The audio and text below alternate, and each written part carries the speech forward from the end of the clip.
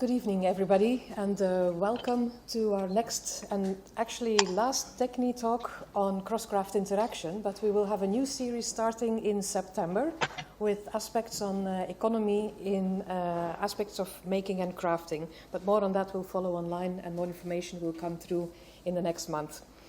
I'm very, very happy to have invited Fritz Blakolmer for this talk. Fritz and I go back a really long time. And his work has been on cross-craft interaction just about all the time, actually, as you probably all know, but maybe it has not been expressed often in such ways. But I'll start with introducing Fritz and then continue with introducing also our discussant, Dr. Vasiliki Pliatsika, who's also working a lot on interaction between crafts and so on. And they have a lot of overlap between the two, as you will see. So Professor Fritz Blakolmer is Associate Professor at the Institute of Classical Archaeology at the University of Vienna since 2006, where he teaches Minoan and Mycenaean archaeology and where he obtained his habilitation in the same year, with a manuscript entitled Minoisch-Mykenische Reliefkunst, Grundlagen einer frühägyptischen Kunstgeschichte. He obtained his PhD in 1999 on the topic Konvention und Abstraktion, farbliches Gestalten in der Ägäischen Bronzezeit. And from 1994 until 2000, Fritz was assistant at the same institute in Vienna. He has a wide range of fieldwork experience in both excavations and prospections in various places in Austria, but also beyond. So in Greece he worked in Tiryns, in Malia and in East Crete, and he also worked in Limaira in southwest Turkey. Between 1993 and 1996 he collaborated together with Stefan Hiller from Salzburg University on the big fresco project called Repertorium of the Painted Architectural Plaster Decoration in Minoan Crete. And it may therefore not be a surprise that we have known each other for so long, since I also wrote on painted plaster for my PhD. And I tapped regularly in Fritz's wide knowledge on plasters and materials and pigments related to these technologies. His main interests are the art and iconography of Aegean Bronze Age, religion, ritual iconography in the Aegean, the history of research and modern artistic receptions of this, color and its significance in antiquity, and the tomb forms in classical Lycia. He has published widely on all of these topics. And then Dr. Vasiliki Pliatsika obtained her doctorate in prehistoric archaeology at the University of Athens, specializing in Minoan culture. And she was awarded scholarships for both the State Scholarship Foundation and the Onassis Foundation to complete her studies and her research. She has excavated in numerous prehistoric sites in Greece and Cyprus and participated in international archaeological projects. And since 2000, Vasiliki worked as a research fellow in the Academy of Athens Excavations and in the Archaeological Society at Athens in the study and publication project of the Mycenae excavation, during which time we met in the Apotheke in Mycenae, we were spending several hours together, shoulder to shoulder. Since 2011, she served as an archaeologist at the Hellenic Ministry of Culture, and she has presented her research in many conference papers and lectured as an invited speaker in Greece, Europe, and well beyond, also in the US. She has published extensively on the iconography, religion, and pottery of the Bronze Age Aegean, on the history of Greek archaeology, and the reception of antiquity in modern times. I think you can start seeing all the collaborations or the coincidences between both speakers today. These research topics correspond therefore closely to those of Fritz and promises to form a great discussion later on. Fritz, the floor is yours first.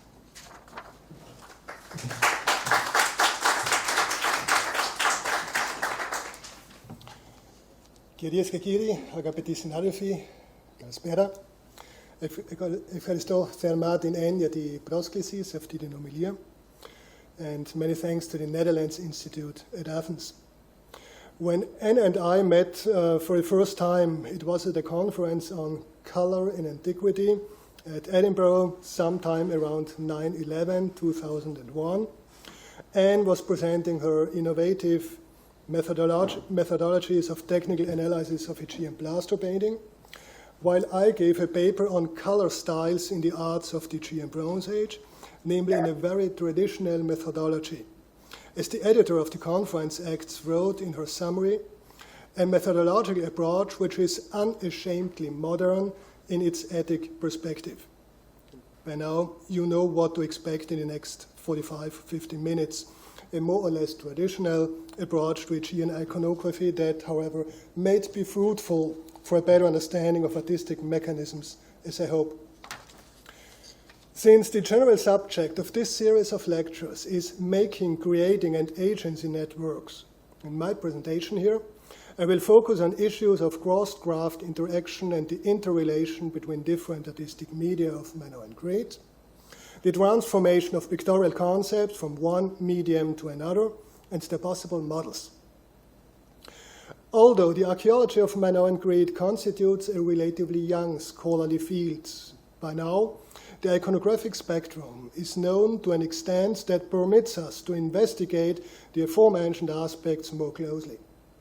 My observations on artistic interrelations are due to the fact that Minoan imagery of the Neopalatial period mainly consists of iconographic cycles and groups of typologically interrelated pictorial motifs, especially in the artistic media of relief, such as vessels made of stone or precious metal and seal images.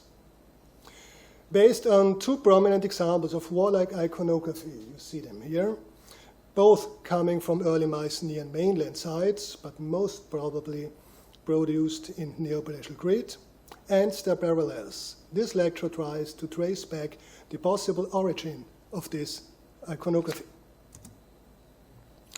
My first example is the battle crater from Shaftgrave Fort Mycenae, a fascinating silver vessel 53 centimeters in height that presents one of the most instructive pictorial relief friezes of the Aegean. The more than 60 fragments of this vessel were conclusively restored by Agnis Sakellariou and Konstantinos Iliakis in the 1960s. Many years ago, I had the opportunity to study it in the Apotheke of the National Archaeological Museum, thanks to Lena Papazoglou Maniodaki. And a few years ago, this impressive silver vessel was the subject of the Theater Museo, the unseen museum, as you see here on top, the left side. The figures on this silver vessel, silver relief vessel, worked in repoussé technique. Here to the right, you see a drawing by Émile Giron, a very early drawing. Since it shows the conventional molding of the muscles, well comparable to numerous figures on Minoan artifacts of stone, ivory, and large-scale stucco relief. The composition of this battle scene is given in axial order in the form of a frieze, suggesting already that this iconography, by its origin, hardly was created for the circular body of a vessel. At least this frieze-like composition is largely unsuitable for the wall of an amphorid crater. I will come back to this point later. This is why I made this sketchy, imprecise drawing here on top, simply in order to demonstrate that a linear frieze is the only adequate form for visually comprehending the scene in its entirety and with all its compositional refinements. The frieze-like image on this silver crater consists of two antithetical groups of 4 warriors on each side in different poses. In a dramatic gap in the center, below the horizontal lances, lies a 9th warrior, already fallen and belonging to the group to the right. Although this combat in an initial stage appears well balanced, this fallen warrior probably allows us to define the group to the right as the losing one.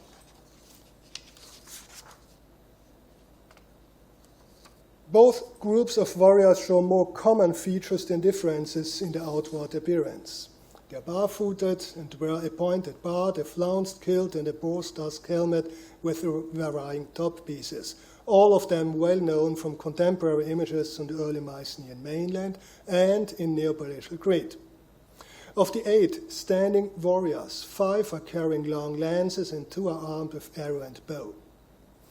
There are no primary indications of different ethnicity or of hierarchical or military rank, although we may ascribe to the lance fighters a higher rank than to the archers. The only equipment distinguishing both antithetical groups of warriors is the form of shields, figure of 8 shields to the left and tower-like shields to the right. Nonetheless, it is obvious that a closer definition of the ethnicity of these Aegean warriors was not intended by the artist. Aegeans fighting against Aegeans, or perhaps even less specific, warriors fighting against warriors. The image under discussion stands for itself, and this lets it appear as timeless and of universal value without causing any semantic problems neither to Minoans nor to Mycenaeans. From this rather well-preserved warrior frieze, we learn a lot about the subtle narrative strategies of comprehensive figural scenes in Aegean arts. At first sight, the two groups of warriors consist of arbitrary and anonymous warriors forming an impersonal collective. However, when we inquire about the existence of individual protagonists of both groups, a spatial disaggregation of the composition of this warrior frieze is helpful, such as this sketchy reconstruction of the battle scene as seen from above, with these frog-like figures in their dramatic poses. The bold overlappings of parts of the warriors and their weapons enable us to disentangle the figures in three-dimensional space. From this, it becomes obvious that instead of two groups of warriors unsystematically fighting against each other, in fact, we have to understand them as a series of 4 duels. The sophisticated and largely artistic choreography of this multifigural scene makes the iconography of the battle greater a dramatic image that reflects the highly explosive moment immediately before the striking of 5 lances and the landing of 2 arrows. Additionally, we clearly remark that on both sides there is only one lance fighter not covered by other figures, and both are positioned on the same level, namely in the first row closest to the viewer. These are the dominant warrior in a lunge, confident of victory at the left side, and his hot-headed adversary rushing forward up to him at the right side, here both indicated in red. This single combat in the front row is not only given in the most dramatic way, but the tip of the lance held by the protagonist to the left comes the nearest to his adversary at the right side. This means that there will be the first winner and the first victim. The protagonist's pose in the cluster to the left lets him appear as the shining hero, and it does not surprise us that this figural pose is the most common in Aegean warrior iconography. For example, on the lion hunt stagger, see here below, this dominating posture occurs twice, and it also strongly resembles the attacking boxers in Minoan arts. There's also a certain similarity to the dominant pose of the pharaoh as warrior and hunter in Egyptian iconography. The running warrior to the right, lacking any protecting shield, stands out for his activity and vehemence in opening the battle. However, he seems to be part of the losing group, and probably he will be the next victim. This means that in Aegean iconography, the protagonists have been marked only by the choice of their posture and by their compositional position. The battle creator furthermore confirms the pictorial rule that the orientation of the victor generally is from left to right. This and further compositional elements testify to the subtle narrative qualities, and hardly any detail of this dramatic frieze, of this dramatic scene was left to chance. This relief frieze probably is the best example of the targeted artistic selection of the most dramatic moment of action, what was named Nunc Stans by Arne Furmark. A further interesting issue is the meaning of the fallen warrior in the center, given in green. Who has hit him, and where are his weapons? And where is the weapon which has knocked him down? Since the swastika-like position of the arms and legs of the fallen man clearly resembles that of the warrior running above him, it is tempting to equate both figures as one and the same, and to interpret the fallen warrior in a prospective manner, suggesting that the protagonist of the group to the right will be killed first.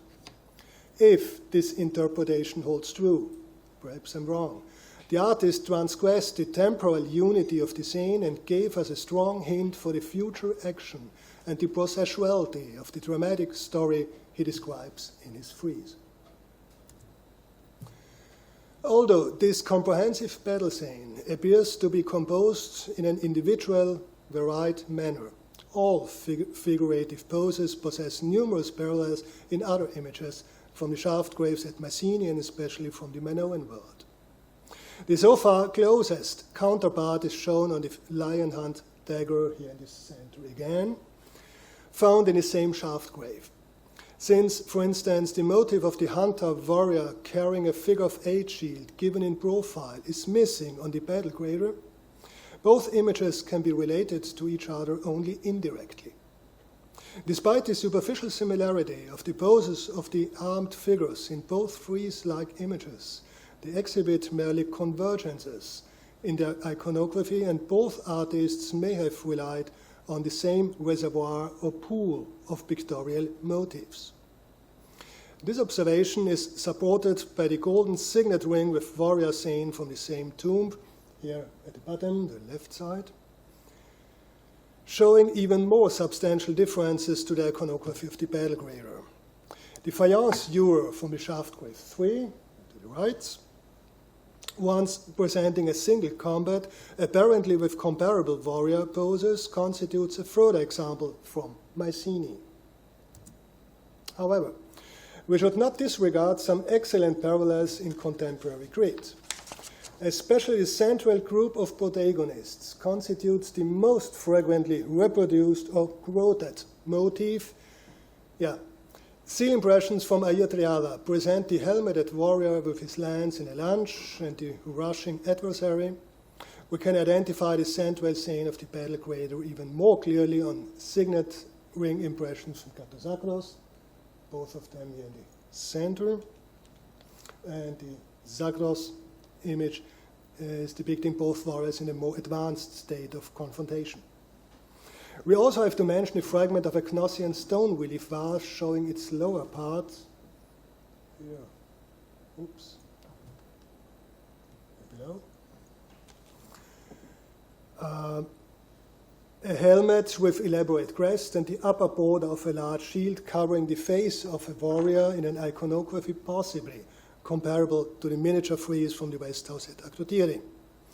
The late Minoan I Tholos tomb at Kephala at Knossos revealed the fragment of an ivory blade, you see here to the right, bearing a small part of a highly interesting relief image. We recognize the helmets of 2 warriors facing left. One of them was mostly covered by his large body shield, and the horizontal line near the upper edge could represent a spear, thus coming very close to the figures on the battle crater. The highly conventional motif of the slightly stooped archer also occurs, for instance, in neopalatine seal images and on a stone vase from Minoan Crete. Here at the right side is a fragment of a stone vase. This is not the place for discussing the complex issue of the Mycenaean or Minoan artistic origin of the battle crater in depth. I simply want to stress that the piriform vessel shape is firmly rooted in Minoan tradition, and this holds true also for the artistic style of the figures and the iconography of fighting warriors. All of them were clearly established in the arts of Neopalatial Crete. Since the find spot forms the only Mycenaean elements of this vessel, nothing speaks against an import from Crete. The battle crater is a good example, amongst several others, for the artistic principle that Aegean iconography is based to a high degree on motif topoi and common models. They reflect an eclectic and combining iconography that combines selected figural motifs, but not necessarily pictorial friezes in their entirety. This is unmistakably demonstrated by the iconographic comparanda on seals and signet rings, as well as in other iconographic media, even more clearly visible in relief art than in mural painting.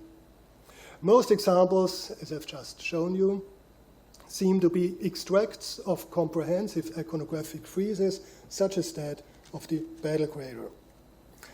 Images sharing similar elements in one and the same burial contexts, such as those from Mycenae, as well as the Tholos tomb at Vafion, vary to an extent that only an indirect artistic dependency from each other can be attributed to them. This clearly points to the existence of a kind of pattern books, well attested, for instance, in Roman mosaic art. The correspondences of the iconography of the battle crater to a Minoan ivory relief plaque, relief vessels of stone and of faience, and inlay daggers, signet rings, and seal stones allow us to inquire about the origin of the extensive artistic concept. As I mentioned before, it appears very doubtful that the battle crater itself constituted the original model of this widespread iconography. The École composition of this multifigural relief frieze required an iconographic medium that allows a visual perception of the entire scene and its compositional refinements. Even by turning the vessel to the left and to the right side or by circling around it, it is impossible to comprehend the composition of this frieze. Although one could assume that the relief image on this silver vessel was created by combining different warrior motifs of vignette-like seal images, the artistic interrelation most probably ran in precisely the opposite direction. Given the absence of any other monumental relief images in Minoan Crete, the only suitable prototype of relief friezes such as this can be postulated in the stucco relief on an architectonic wall, an exclusive artistic medium concentrated to the palace of Knossos. In fragments of large-scale human figures in stucco reliefs, such as here at the bottom, we not only find the closest parallels to the relief style, but there's also a further instructive stylistic feature shared exclusively by the battle crater and Minoan mural reliefs. The linear contours of the kilt engraved upon the human legs, given in relief on the silver vessel, constitute a technical convention well known from numerous Minoan stucco relief fragments. On examples such as the so-called lily prints, the left side, and stucco fragments from the East Hall at Knossos, the garment has been painted over the model legs and the flat background, without showing any plasticity of its own. This sophisticated combination of relief style and painting, without any doubt, originated in a relief that could be painted in rich polychromy. This autonomy of the human body forms a widespread characteristic of painted plaster reliefs and hardly conforms to any other Aegean relief arts.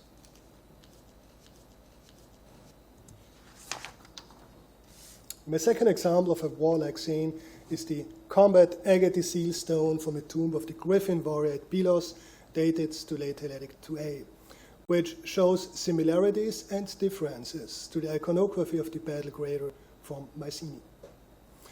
Just as in the case of the frieze of the battle crater, the iconographic motif of the combat agate, without any doubt, was not created for this seal stone. It forms an excellent example of the transmission of an iconographic motif of relief art into another artistic medium and format, and it is worth a closer discussion of the aforementioned aspects. Without any doubt, the combat agate seal, published by Sharon Stocker and Jack Davis in 2017, constitutes the seal stone of highest quality known so far from the Aegean Bronze Age. The material of this hard stone seal is agate, with veining in white and brown. The dark brown color you see here is due to a photographic filter. Its shape is a hexagonal amygdaloid, well known from Neopalatial Crete, with the current dimensions 3.6 centimeters in length and 2.2 centimeters in height. What makes the combat agate seal from Pylos unique is the combination of a conventional Minoan seal shape and a pictorial scene in an unprecedented artistic level of detail. One could say in the smallest possible format. So this is a maximum of minor art. It presents a dramatic warlike scene consisting of three warriors. The warrior to the left grasps the crest of the helmet of his opponent and strikes his sword into his neck. He strides over another adversary apparently killed by him, lying on the bottom and turning his back to the viewer. When we consider the ecliptic style of this seal stone, it reflects the lively flowing relief typical of Minoan seals and other images in relief that is aptly reproduced in this modern drawing. The remarkable stylistic quality is best demonstrated by details such as the depiction of the muscles of the chest of the attacker, his ribs, his abdominal muscles, and the back of the fallen warrior. The weapons, the swords, the scabbards, and the lance are rendered in an extremely detailed manner. This equally applies to the helmets with crest and the varying hairstyles of the figures. The seal shows a shield type with lateral peaked bronch, which is definitely not a figure of 8 shield, but forms a variant of body shield unknown to date, as far as I know. To my knowledge, this is the only depiction of a decorated helmet in Aegean iconography. Here, on top you see a triple spiral. Perhaps it is no coincidence that an Aegean bronze helmet in a private collection, here at the right side, is decorated with a spiral motif as well. The dress of both opponent warriors equally is decorated, interestingly enough, with an ornament structure that conforms to the plasticity of the lower body. A few measurements as indicated by Stocker and Davis. The length of the scabbard of the fallen warrior, 1.01 centimeter. The height of the head of the attacker, 0.29 centimeter. The height of the shield, 1.33 centimeters, and the diameter of the seal worn on the wrist of the left arm of the victor, here, 0.045 centimeter. And my personal favorite, the most impressive detail of the seal image, at least for me, is this slightly bent passive arm of the fallen warrior with the inert hand and the curved fingers in step-like arrangement with indicated phalanges. See here. The width of the hand measures approximately 1 millimeter. When the publication by Sherry Stocker and Jack Davis came out, I asked my colleagues specializing in classical sculpture at the Institute of Classical Archaeology at Vienna how they would date this fragment of a large-scale tomb stele of the 4th century recently found in the Academicos at Athens. Of course, they were a bit confused by the non-classical sword type. The idea that a kind of magnifying glass was used by seal engravers and other craftsmen of the Aegean is anything but new, and is suggested by numerous seals, signet rings, and their impressions from Neopalatial Crete, given the fact that details are hardly visible with the naked eye. In this respect, the seal stone from Pylos is not unique, but merely forms an extreme example. When we ask, who was able to discern the details on this tiny seal stone? One answer is clear. At least the seal engraver himself or herself saw it in all its elaboratedness. We encounter a similar problem when we ask for the visibility of details depicted in miniature paintings such as those at Knossos, the West House of Akrotiri, or Irini on Kea, and so on. Even if one might argue that basically the knowledge of the detailedness and quality of a precious object sufficed to the owner, perhaps also to the viewers, this iconography, all its refinements, are planned to be seen in all their details. In any case, the extremely accurate character of this seal image makes it obvious that originally this Minoan relief image was conceived at a much larger scale. Despite the extreme level of detail of this seal image, the artistic style is by no means unique. Similar depictions of the human body are known from many examples of Minoan relief art from the Neopalatial period of Crete. Here, see at the bottom, some fragments of stone relief vessels from Knossos showing boxers or wrestlers. At the right side, on top, you see the back view of an attacking boxer on a seal impression from Knossos, and below the veining on the hand and lower arm of the well-known ivory, so-called kudos from Palekastro. And last but not least, here below, some stucco relief fragments from the Palace of Knossos, all of them well demonstrating the artistic level of detail and the more or less realistic, it's important, depiction of the human body in different artistic media of Minoan crate. When we consider the iconography of the combat agate seal in its entirety, the refined and subtle mechanisms of narrativity are by no means unique in Minoan art. I simply mentioned the asymmetry of the victor and his opponents. The victor fights against a majority of enemies. It is obvious that several iconographic principles of storytelling of the combat agate from Pylos differ from those of the battle crater, especially by the fact that on the seal stone from Pylos, both sides are differentiated by their hairstyles, dress, and weapons. Further pictorial asymmetries lie in the boots and the jewelry worn by the victor alone. Needless to say, we are not able to identify any dichotomy of Minoan and Mycenaean in this seal image. Instead, we should perhaps attribute a kind of mythological character to this image.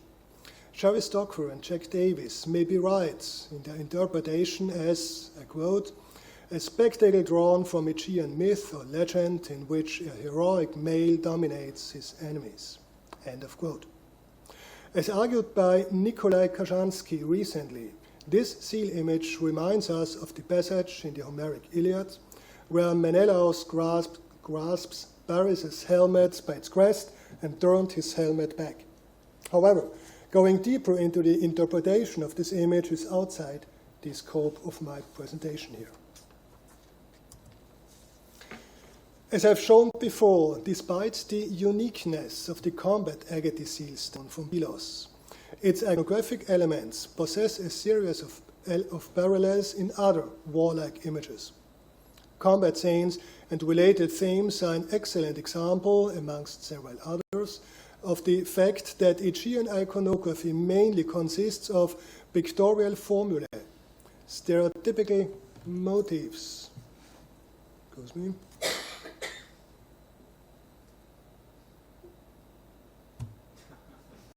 Not now.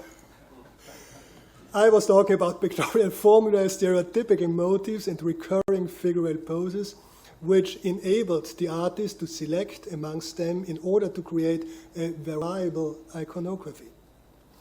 A seal image closely related to the combat agate seal is the golden cushion seal from shaft grave 3 at Mycenae.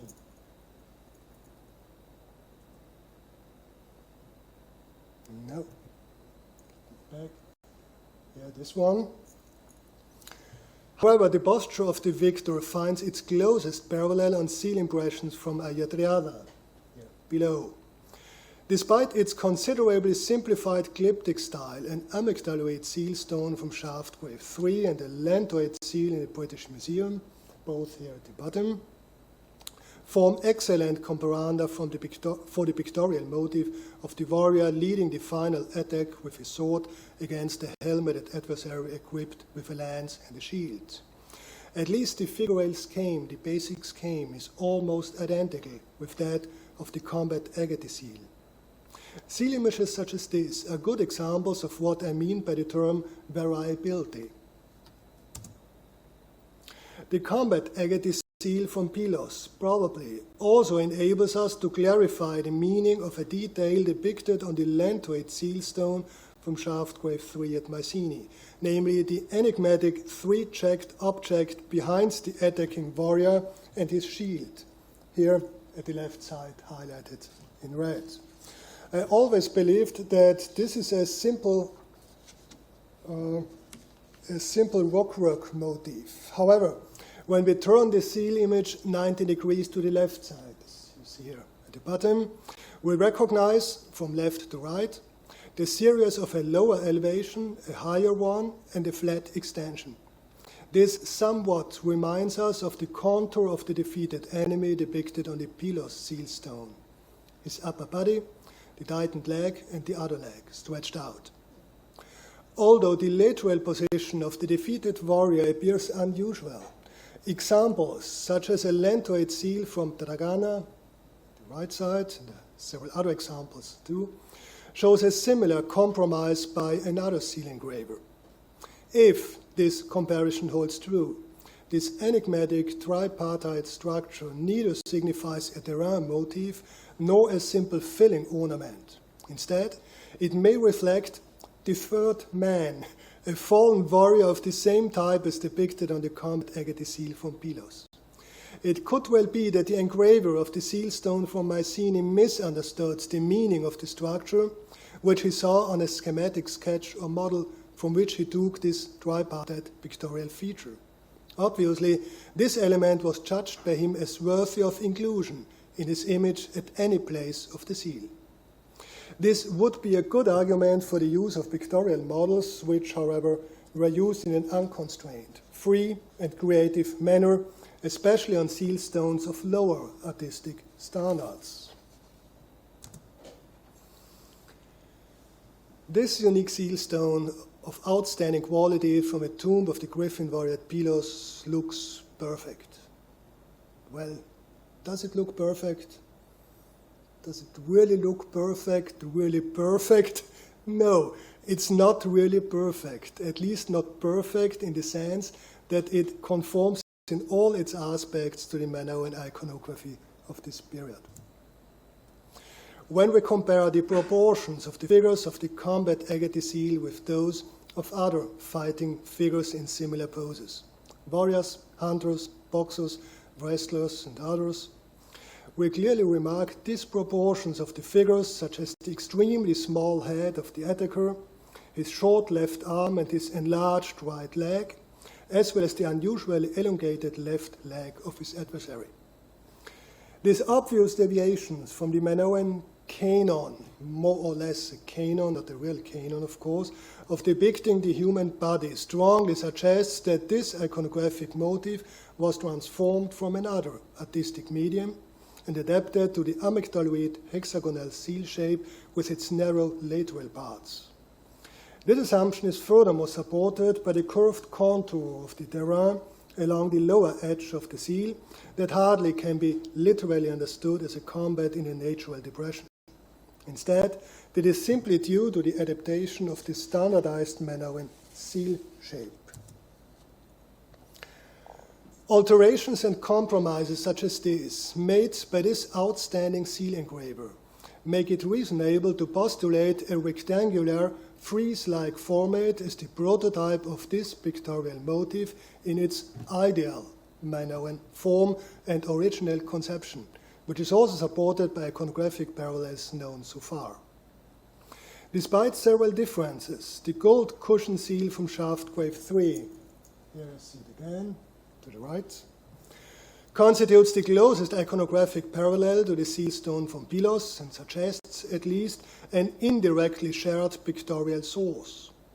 Based on the motif variant on the cushion seal, this sketchy drawing here below presents a hypothetical reconstruction of the pictorial motif of the combat agate seal as arranged in a horizontal frieze and with the proportions of the figures corrected according to Minoan artistic standards, which clearly has to be postulated for a detailed relief image of such outstanding quality. The phenomenon of finding compromises when transforming a pictorial motif from one seal shape into another is anything but unusual. A comparable, although different, artistic adaptation can be observed when we compare two seals showing the subject of a hero-like warrior hunter fighting a lion with a sword, see here at the bottom. The golden cushion seal from shaft grave 3 at Mycenae at the left side shows the man and the lion with correct proportions, whereas the amygdaloid shape of the seal stone from Tholos 4 at Mycenae, to the right, made it necessary to dramatically transform the posture of the human, also that of the lion. Thus, for a similar artistic problem, this seal engraver found a solution which contrasts that of the combat agate seal from Pylos. This and further images of combat scenes constitute an iconographic motif cluster that consists of figures of identical or similar postures with variable facilities. Without any doubt, they derive indirectly rather than directly from a common or shared pictorial source, an artistic master plan that hardly can be expected in small-scale seal images. Additional alterations of the standard motifs became necessary due to the adaptation to different seal forms: cushion, oval, lantoid, or amygdaloid. As I mentioned before, when considering Minoan small-scale relief images, and especially signet rings and seal stones, finely worked in extremely great accuracy, such as the combat agate from Pylos, one faces an unnecessarily detailed iconography that hardly could be viewed by any observer, with the exception of the artist himself, of course.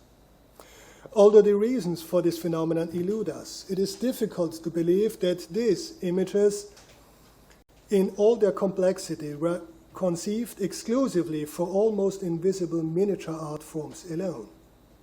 All these observations on the detailed and dramatic warlike scene of the prominent combat agate seal stone suggest that examples such as this were rather precious pictures of reminiscence, reminding their owner of an iconography which has its origin in a much larger artistic format. When we search for the original artistic medium that really permitted the visibility and discernibility of all the details given in relief in larger format and in the form of a frieze in upper glacial Crete, just as has been argued in the case of the silver battle crater from Mycenae, only one candidate comes to mind: the monumental polychrome stucco relief which was concentrated to the walls of the Palace of Knossos, may have formed the dominating artistic medium and delivered the iconographic prototype for the artists of minor art. Of course, this can hardly be substantiated more closely by the fragments of Minoan relief plaster, whose state of preservation is disastrous, as you can see here again. The prominent and exclusive position of the iconography of Minoan stucco relief friezes in monumental format with partly over life-sized figures and an unlimited polychromy in the Palace of Knossos, and starting already in the period Middle Minoan III, must have been enormous. This is all the more the case as monumental freestanding sculpture made of stone, bronze, wood, or terracotta was largely absent from the artistic repertoire of Minoan Crete. It therefore appears sound to postulate that small-scale relief images on ritual vessels and seals possess the function of precious images of reminiscence that gave a certain impression of what was depicted in the cosmological center of the Aegean, that was the Palace of Knossos. Could it therefore be that it was not really necessary to see these seal images in all its detail, that the knowledge of what is depicted on tiny objects suffice? I don't know.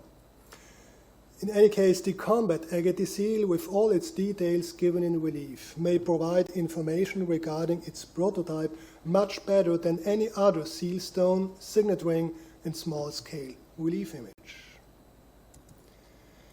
A brief comment on monumentality in Aegean Bronze Age iconography. Here you see a selection of images of different formats approximately to scale.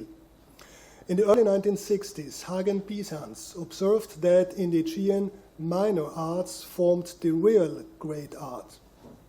This is due not only to the remarkably detailed depiction of pictorial scenes, but also the subtle modes of composition of images on seals, signet rings, and relief vessels made of stone or metal, and by the wide absence of any monumental artistic media. Leaving aside the relief block of the Lion Gates and the two stone relief fragments from the Treasury of Artworks at Mycenae, no example of monumental sculpture in stone is known from the Bronze Age Aegean. In Minoan Crete, only one medium of monumental imagery existed, namely the stucco relief. Interestingly enough, in the past 120 years of excavations, our picture of the underdeveloped monumentality in Aegean imagery did not change. In this respect, therefore, the Aegean really is unique amongst the Eastern Mediterranean civilizations of the second millennium BC. Some final brief observations on the modes of transmission by pictorial models. The artistic working by means of motif templates, so a kind of pattern books, could have been conducted in the form of sketches on parchment, clay, or plaster. Since in both our case studies, we are confronted with three-dimensional images in relief. The modes of artistic transmission may have slightly differed from those in mural painting or in pictorial pottery. In the 1980s, Ingo Pini supposed that the dissemination of standardized pictorial motifs may have been conducted by means of a collection of clay noodles with seal impressions. Although we may doubt the usefulness of these tiny images on seals and impressions or any other miniature scale images as appropriate models of artistic transmission, Pini's assumption can be furthermore supported by the fact that in Minoan Crete, apparently, equally small-scale cuneiform seals from the Near East constituted a very important source for the transfer of Near Eastern imagery, so they could have been seen. In the case of the conception of the large-scale relief images, it appears seductive to speculate about the existence of three-dimensional models by which the iconography of monumental friezes could also have been planned and transformed into small-scale relief art. Irrespective of its actual function, the medium-sized composite figure of a male votary in high relief made of terracotta from the house of sacrifice oxen at Knossos, at the left side, may convey at least a certain impression of such models. This does not mean that this figure constitutes such a template, but probably this is what we have to expect as artistic models. Especially the extremely compact groups of warriors in the composition of the silver battle crater for Mycenae makes it reasonable to presuppose the use of plastic models such as this for the original conception of the relief figures in the three-dimensional space, as well as the coherent position of the long lances in between the densely packed groups of warriors. In concluding these observations made on two outstanding examples of relief work, I want to highlight that both clusters of warlike imagery strongly suggest the invention and centralized conceptualization of more or less standardized iconographic cycles, their artistic forms, their visual language and mechanisms of storytelling, and their associated ideological messages by a group of experienced artists and craftsmen in a few workshops, without any doubt at Knossos. The definition of models or master drawings and the propagation, dissemination and acceptance of the new artistic standards throughout Minoan Crete and beyond. By new, I mean Middle Minoan III, probably. Additionally, it must be emphasized that the less well-preserved artistic medium of Minoan Crete, apparently, was the dominant and most influential one. This is the Minoan stucco relief. I have to confess that, without any doubts, this overview is somewhat simplifying, and the mechanisms of artistic creation and dissemination or emulation of Minoan imagery certainly were more complex and vivid. Nonetheless, if Minoan art during the Neo-Palatial period really functioned along these lines, we should be careful not to overestimate the role of mainland rulers buried in their elite graves at Mycenae, Pylos, Vaphios, and elsewhere in our understanding of this iconography.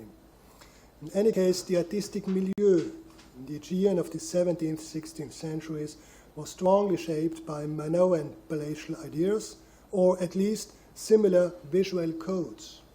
This applies to Neo-Palatial Crete, as well as to the non-palatial sites on the early Mycenaean mainland and on the Cyclades. Thank you.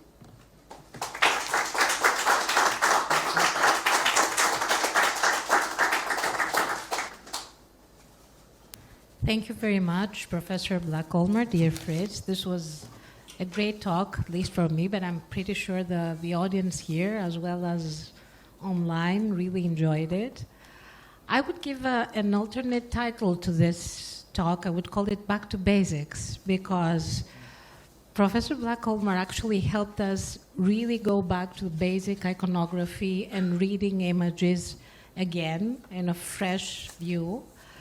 What I really found really exciting, and I think this is something, perhaps one of the most important observations made here today, was this concept of a cycle, topos, that Professor Blakolmer introduces, which I find really being the key to interpret iconography in the Aegean.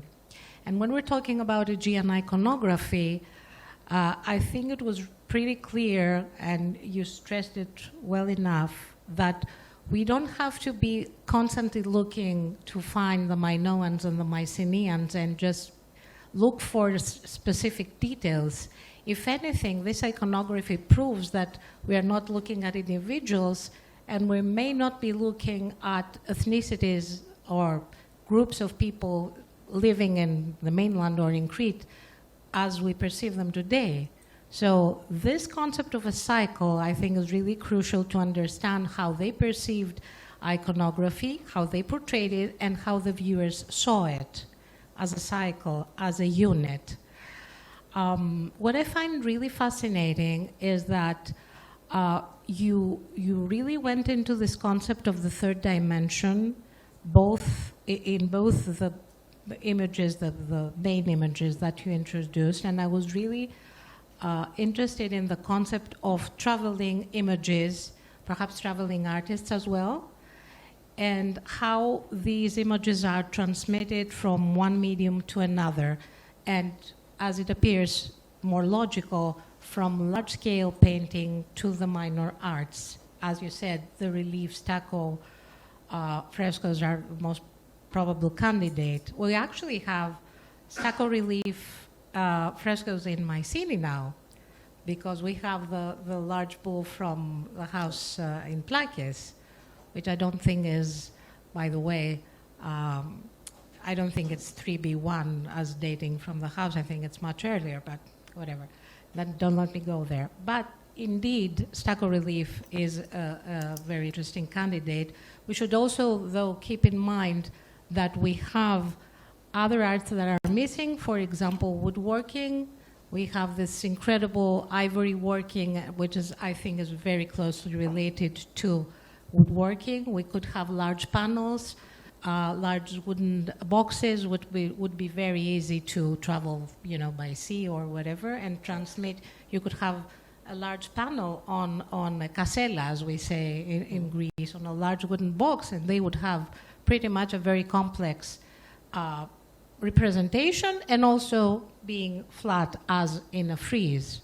Or we could even have pin, I guess, who knows? I mean, Anne could also elaborate on that. I think we have some idea that perhaps we don't always have permanent frescoes. We could also have frescoes that were placed in, in a wooden plesio and traveling also. That's, far-fetched, but I'm putting it also here.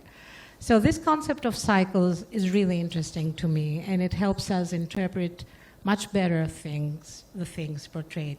I would like also to go as far as saying that if people conceive iconography through cycles, these cycles could perhaps correspond to oral narratives as well.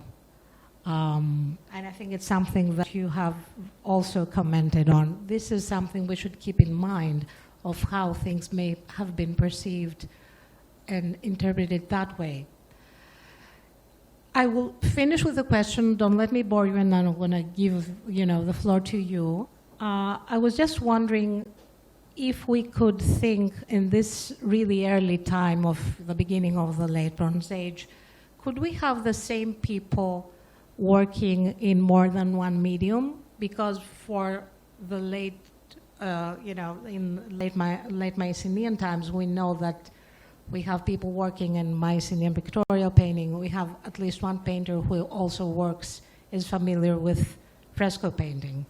So what do you think could have happened? Or do we have these books, these motifs that are traveling, and people just pick out and, put them in their own medium art. Yeah. I think from a practical point of view, this is sound. And we should not forget that in one and the same workshops, different materials were worked. We're differentiating between relief art and ivory and soft stone and so on. But in fact, they were collaborating together in close vicinity or even in one and the same workshop. So I think this is the most plausible way of reconstructing, and with the workshop at Malia, for instance, in respect of seal stones and other materials, and this is the most plausible explanation, I think. With closeness of pictorial concepts also. Yeah. So, any questions from our guests tonight? So, Professor Petrakis. Well, thank you. Thank you, Fritz, as always. That was compelling, very comprehensive, and quite convincing in many points. I have some questions, and I really don't want to steal any discussion time, but the first one that comes up to my mind after hearing Dr. Pliatsika's response is about this whole thing of cross-craft interaction involving quite a lot of mobility. It's interesting that we come back, especially as prototypes, and I'm in full agreement with you that we tend to see the large-scale images as prototypes and the small ones as the ones that are the secondary adaptations in various ways. We create a kind of image that looks a bit dendritic. It looks like a tree, and you have a couple of prototype images, and then you think, oh, that was adapted into that, and that. But actually, it's the small ones that move. It's the small ones that can make cross-interaction so easy. But so it must have been a process that required some back and forth from small to yes, I agree. Change in scale. Yeah. Yeah. It's not so simple. You're right. I agree with that. What to say here. And another interesting thing, I have more questions, but I'll give the floor to others. And it's interesting that we do have this kind of interaction. We expect that people working in ivory could also work in precious wood, for instance, although we don't have that kind of evidence.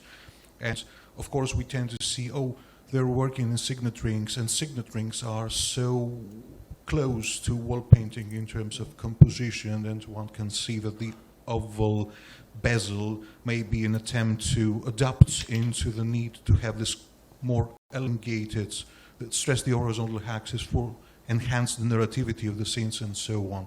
So it's quite interesting that although you do get a lot of that kind of evidence archaeologically, when you go to the linear B tablets, you see that the specializations are, in most cases, by material, not by that kind of iconographic or relief versus flat execution. You see goldsmiths, you see workers of glass paste. So one wonders if this is really a disagreement, or if the linear B evidence of course could refer just to the technical part, not to the really intricate part of having to work on the actual imagery.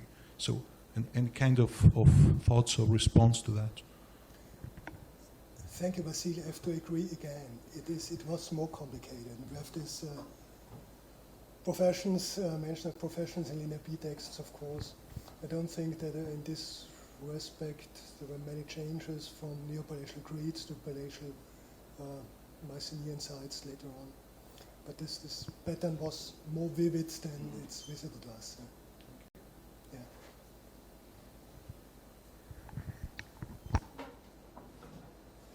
Any other questions? This is for you. If you could please introduce yourself also. Sure. Hi, I'm Michelle Mitrovic from the Kapodistrian University. And I just wanted to discuss something that was very unusual, stood out for me just iconographically.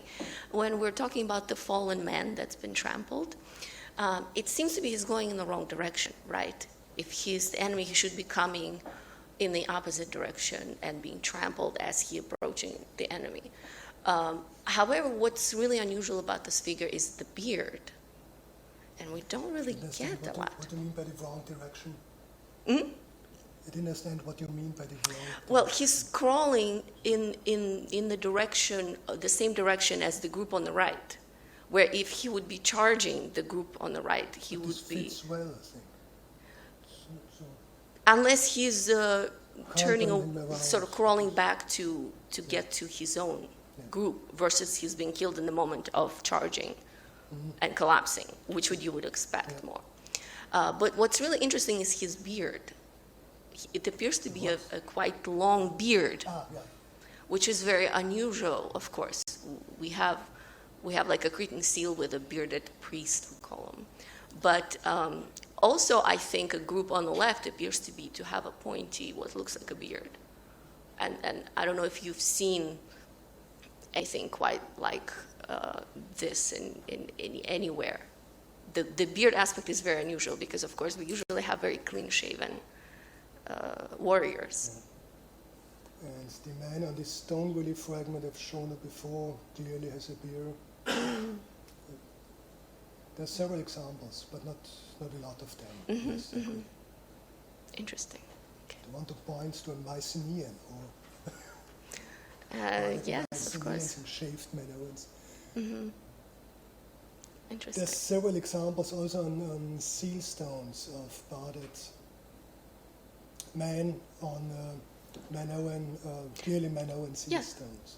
Well, there's also the old guy on the harvester. Yeah, in a it's another example. Oh, he's wonderful. One could argue that is the exception of the rule, perhaps, but I don't have any clear explanation for that.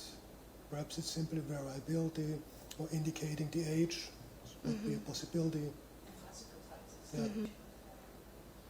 interesting. Thank you. I have a question from one of our audiences online, from one of our audience members online. It's from Ms. Vasiliki Golfinopoulou, and she's asking a technical question. If there can be a comment on the nature of the tools needed for such microscopic work, evidently speaking for the combat agate, is the production of metal needles a given and a prerequisite for the existence of these stoneworks?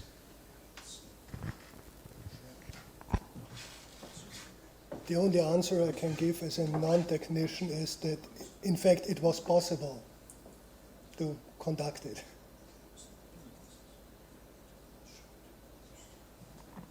I recall, I think it was you who wrote that, or I'm not sure, that it's one of the advantages that come with age, that you can actually see things much closer without needing a magnifying glass as you get older. So maybe that's an advantage for our artists here. So another question? Yes.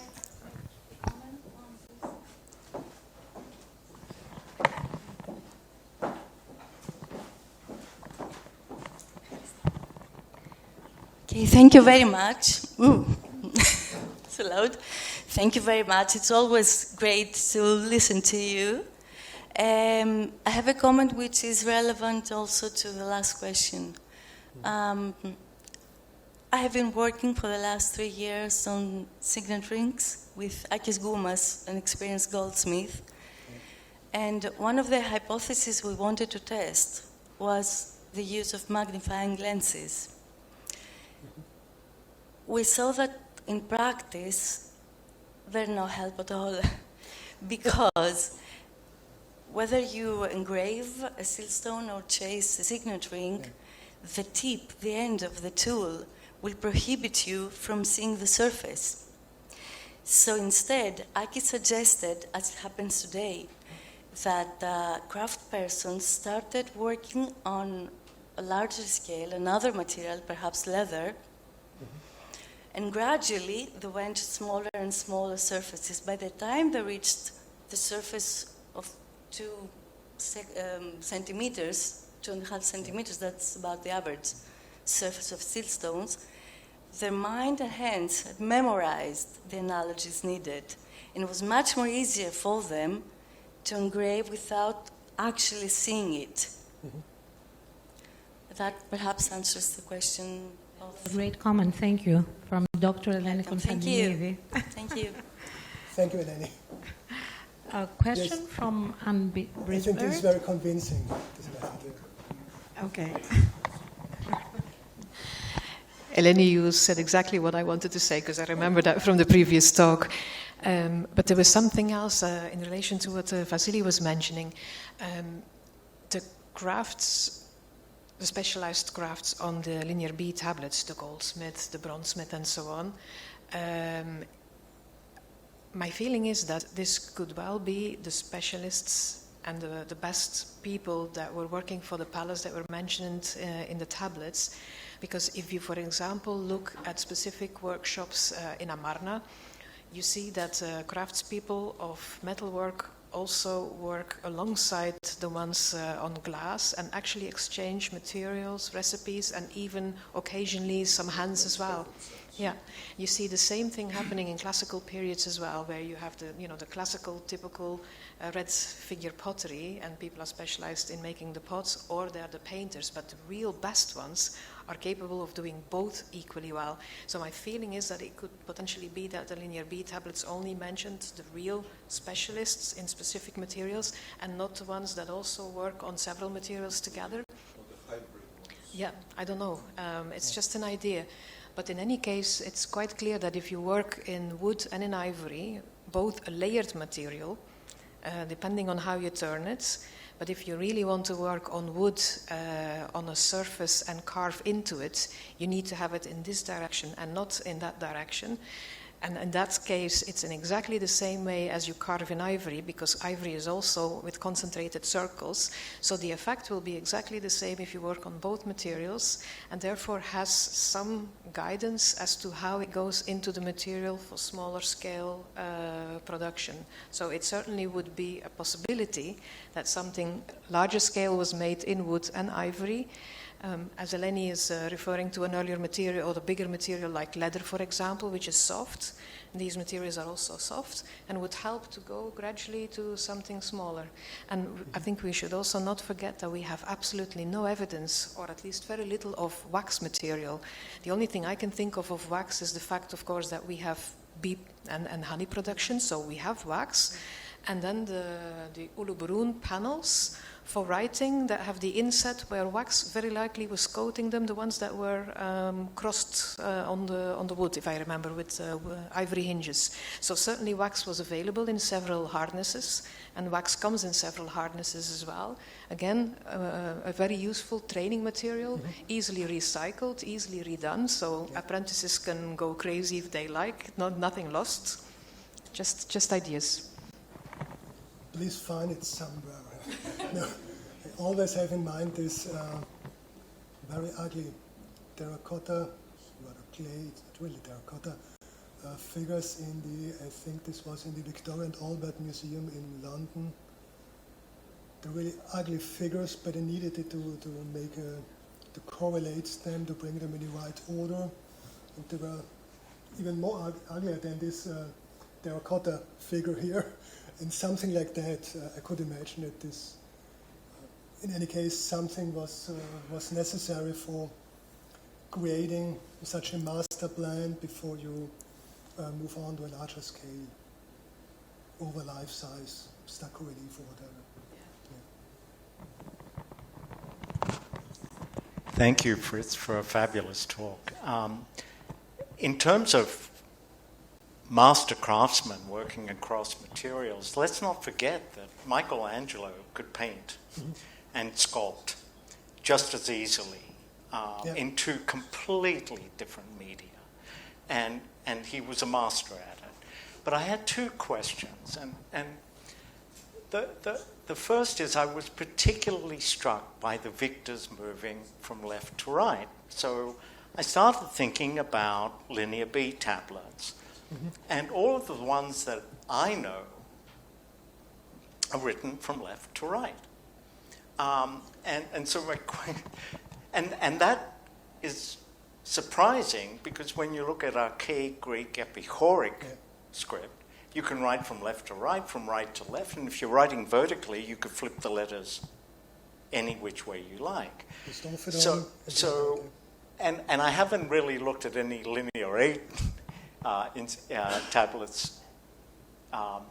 But in terms of Linear B, Do you know of any that are written from right to left? Or does anybody in this room? No, I mean...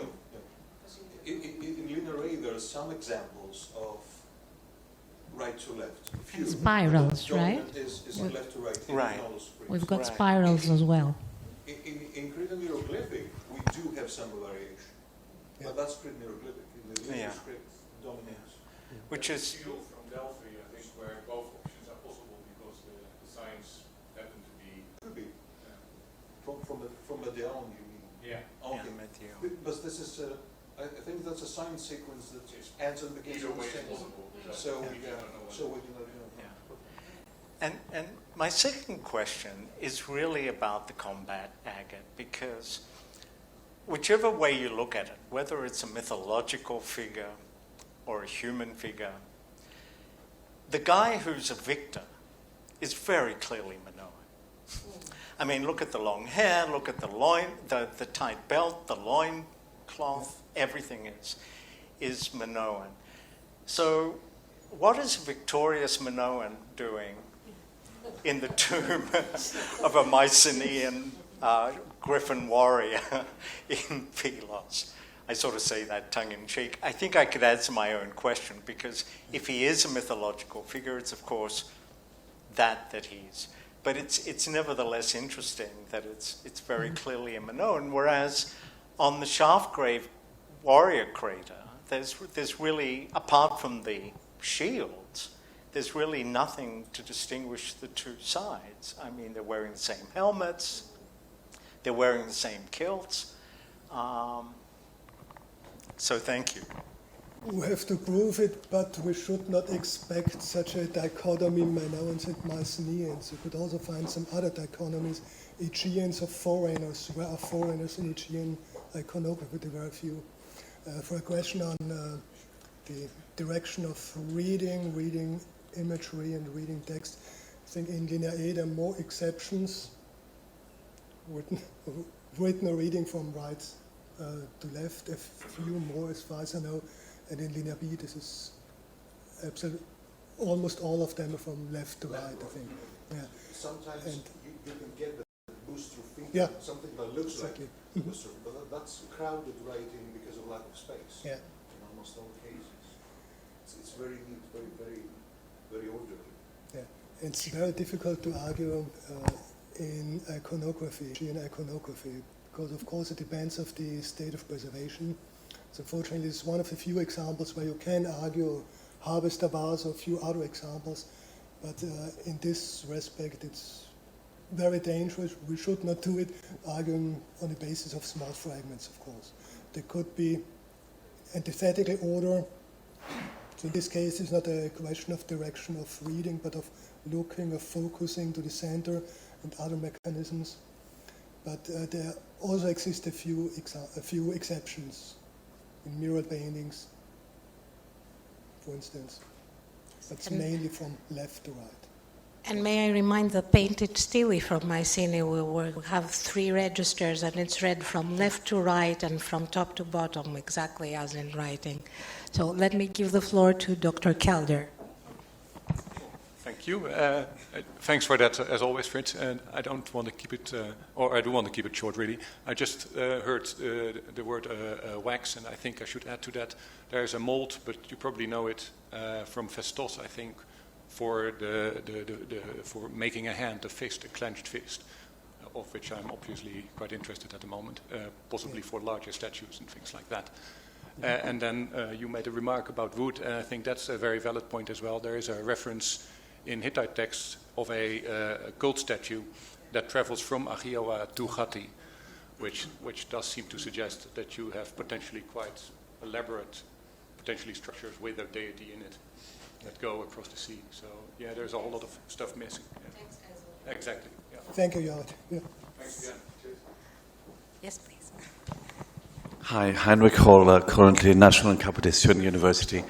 I have a question regarding the battle crater. It's quite noticeable on the left-hand register of figures that one of them is holding his shield on the right, which is iconographically absolutely unnecessary, as his neighbor indicates. Which one? The second from the left. Oh, you think it's just strapped to his body? Okay, that was my question. Thank you. There's a girl in front of his body. The fighting with lances, not throwing a spear. Yeah, so it's just attached to him, you're saying? All right. You need to use both hands. So, any other questions? I've got just one more comment actually. Fritz, you were mentioning in relation to the agate seal that the agate seal is so fine in its detail, but it's impossible to see it with the naked eye. Why would they go through so much effort to do this if you're not going to see it? In fact, I was not talking about seals. I've shown you several seal stones and signet rings, but I was talking about megalography in relief and others. So the prototype was not in miniature. No, This was my line of argumentation. Yeah. And I've made 2 or 3 suggestions. Either it was not necessary to see it, what would be absurd. Yeah. It was primary significance to owe it, to show it, but I'm convinced that not even with a magnifying glass, you could have seen the fingers of the fallen warrior. It's a fact that several extreme details, were not visible for a lot of people. Yes, this is an open question. Yeah, okay. It's not a new question, but it's an extreme case for Yeah. perhaps for answering these questions, but for going deeper. But I was not going deeper into these individual questions. Thank you. Yeah. One more question. Thank you very much. So my name is Diana Wolf from the German Archaeological Institute. And just responding to that, I mean, a very interesting question in any case is, what can you see? Because this agate, it's very banded, which means that you don't really see the patterns very well with your naked eye of the engraving now. And on the other hand, the engraving, it's also done in the negative. So basically, the right way of seeing these seals is through their seal impressions, in which you regain the relief moment, which Fritz argues as the origin, actually, of the motif. So it's interesting to see now that we have this gigantic seal, actually. I mean, it's much, much bigger than the seals that they were usually using, like really to make impressions. So this seal is used to make an impression, but in a different way. It's just based on its large size and the fact that they were able to engrave it in this way. Even if you can't see it, it's kind of a meta statement about craftsmanship and what you are capable of achieving, I think. Mm-hmm. Thank you. In the case of seal impressions, of course, it's a bit different. They have to be differentiated from others. But even for seal impressions or for controlling whether this is authorized or not, it was certainly not necessary to see every detail.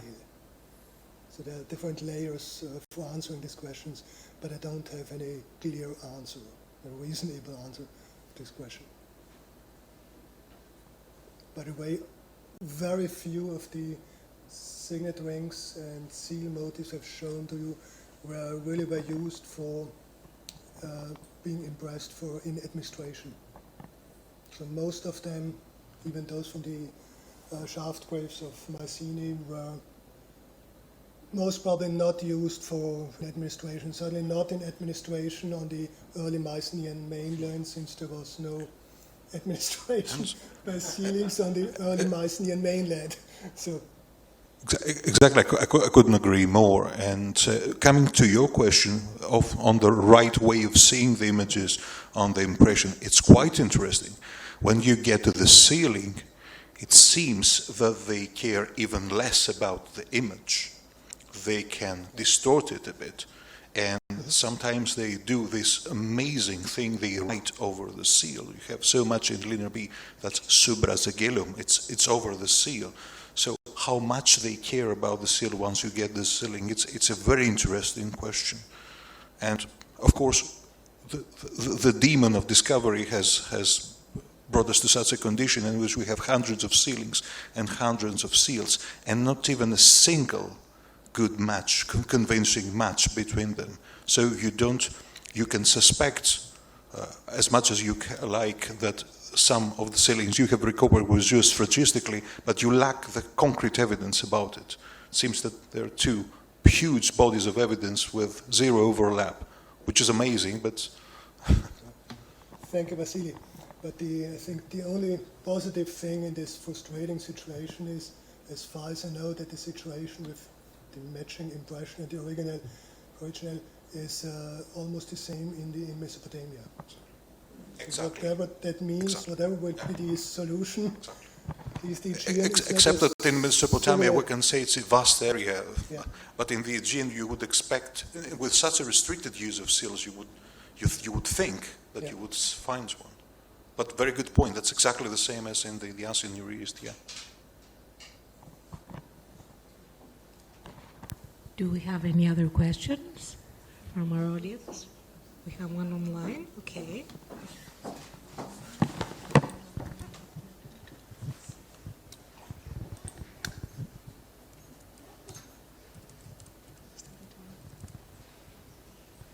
So we're waiting for a question to be posed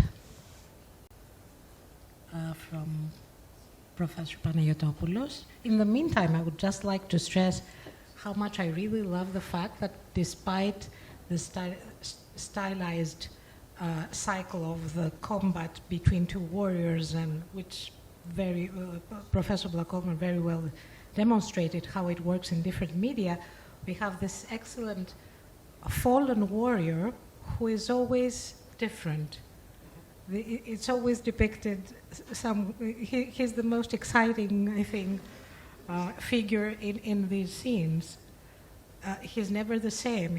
Sometimes he's upside down, as you very well showed us. So with other examples of that, it's not so unusual as we could imagine.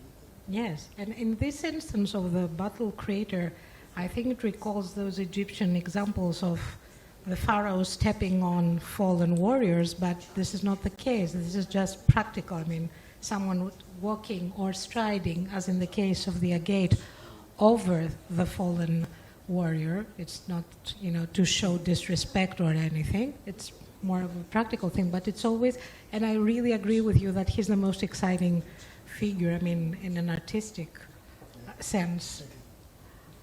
We're still waiting for an answer, for a question from Dr. Panayotopoulos. If you can listen to us, he can write his question in the box, much like he wrote his comment. And in the meantime, we can just enjoy our wonderful iconography here with processions. I've been meaning to ask another question, so this is my chance. I see that you're stressing the relief frescoes more than the, let's just say, flat or regular ones. Is it because you're seeing this affinity with the relief arts, right? That's from a technical point of view, but from the iconography, there's a lot of basic differences between drawing and producing fabrication. Yes. You're right. Still, it's the sad thing that we have a limited repertoire in, yeah. Free away by drawing on a vessel, on a Minoan, wherever. Relief art is something very special. So we have this question now from Professor Panayotopoulos. I transmitted verbatim. Dear Fritz, do you think that life-sized prototypes were the only option that seal carvers had if they wanted to create more complex compositions or reach the highest possible aesthetic quality? Certainly not the only option, but is for me the most reasonable. Okay. So Professor Panayotopoulos, I guess you listened to that. Any other questions? I think that this wonderful conversation just proved how interesting we all thought this wonderful talk was. So thank you on behalf of our audience here and online. Thank you very much, Professor Blakolmer. It was a very exciting speech.